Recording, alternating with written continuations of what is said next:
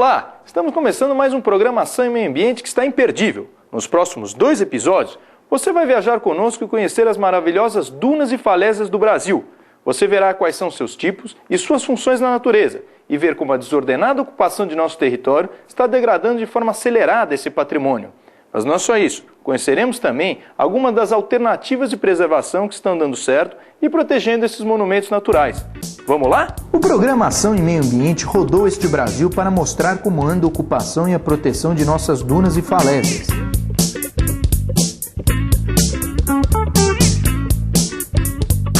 No Rio Grande do Norte, estivemos com o professor Totti, da Universidade Federal, Márcio Capriglione, do Proeco, Paulinho, presidente do Sindicato dos Bugueiros Profissionais, e também com Francisco Iglesias, da combativa ONG Aspuan, que nos deram uma bem detalhada descrição de como anda esta questão no litoral potiguar.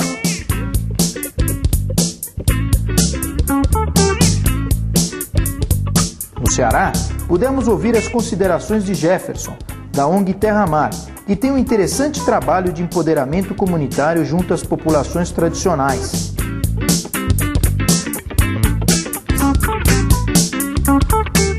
Descobrimos também as últimas dunas do estado de São Paulo, localizadas em Ilha Comprida, região sul. E quem se encarregou de nos mostrar estas maravilhas foi o oceanógrafo Edson Barbieri. Para as melhores imagens e informações desta realidade, não poupamos esforços.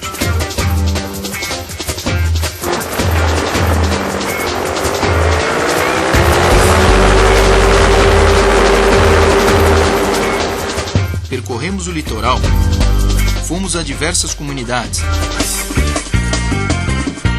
Por terra, água e ar,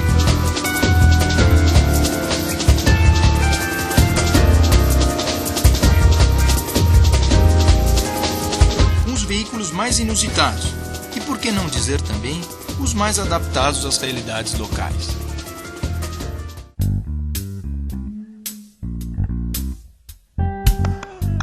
As dunas fazem parte de paisagens bucólicas, litorâneas, tropicais, belíssimas, verdadeiros paraísos, entremeadas por lagoas. Então são paisagens muito belas, que a gente chama de paisagens geomorfológicas. Geomorfológicas por quê?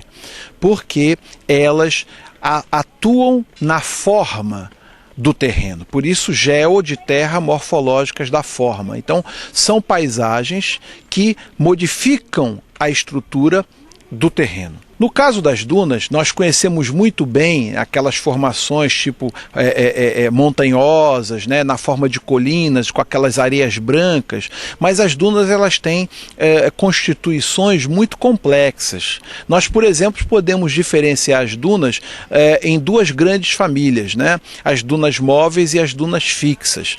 Dunas móveis são dunas que não têm cobertura vegetal, então elas sofrem ação do vento, né? Então, de acordo com a época do ano, elas vão se movimentar. Já as dunas fixas não. As dunas fixas normalmente são fixadas pela vegetação. A vegetação cresce, as raízes das plantas fixam essa duna e essa duna então ela fica imóvel, ela fica constante ali a posição dela no terreno. Então, duna é formada por quê?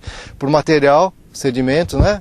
Trazido pelo vento. Então aqui no fundo vocês estão vendo, né, uma duna fixa já com a vegetação, né? Então como se formam essas dunas? Então a gente tem um vento trazendo sedimento, então a gente vai ter primeiro aquelas dunas menores ali embaixo, né, com a vegetação que vai ser um obstáculo, né, para segurar esse material, esse sedimento que é trazido pelo vento.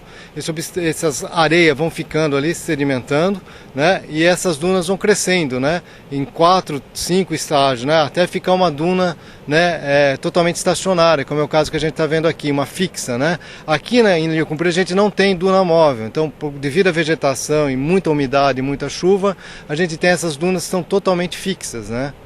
A partir do momento que a gente tirar essas vegetações, a gente não tem mais formação de duna e também as que tem também acabam sendo móveis, né? Os ventos acabam levando toda a areia, né? E se a gente for ver a areia aqui, ela é bastante úmida e bem mais fina do que a areia que a gente vai encontrar ali embaixo, né? Porque é uma areia que é transportada, é um sedimento que é transportado pelo vento, é um sedimento mais leve, né? São grãos de areias mais finos e mais leves, então ele é facilmente transportado pelo vento.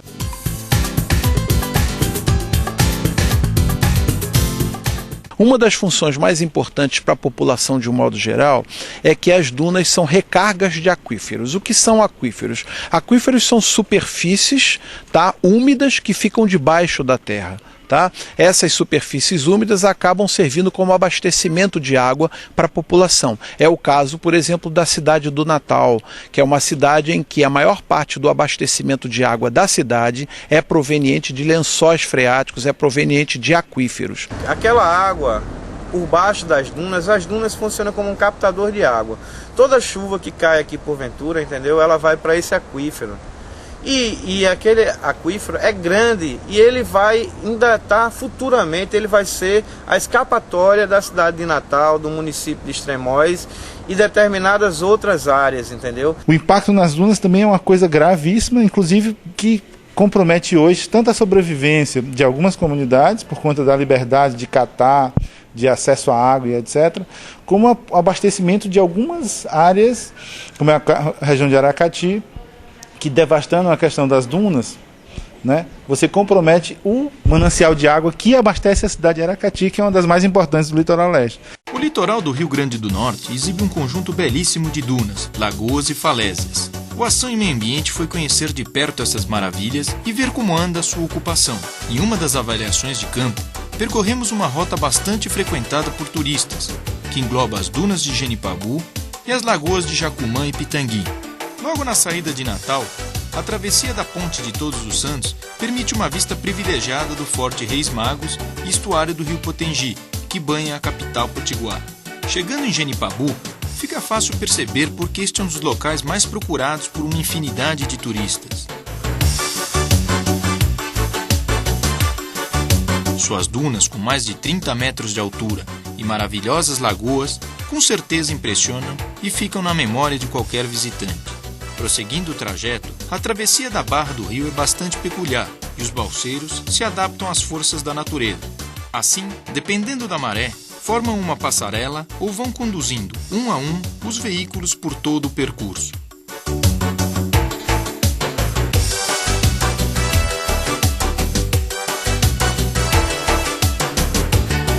Os bugs, lotados de turistas, também têm como destino certo Jacumã e Pitangui, com suas famosas lagoas que oferecem aos visitantes a opção de uma tirolesa com seu engenhosíssimo maquinário. Assim, o visitante pode descer uma enorme duna sentado numa cadeirinha presa em um cabo aéreo e cair diretamente na lagoa. Pulando por essa região, o visitante poderá observar um conjunto impressionante de dunas fixas e móveis, lagoas e praias, verdadeiros monumentos naturais. A certeza que resta do percurso é que esses cartões postais despertam cada vez mais o interesse da sempre crescente especulação imobiliária e hoteleira. No próximo bloco, nós vamos ouvir a opinião dos especialistas sobre o impacto que os empreendimentos têm causado nas dunas.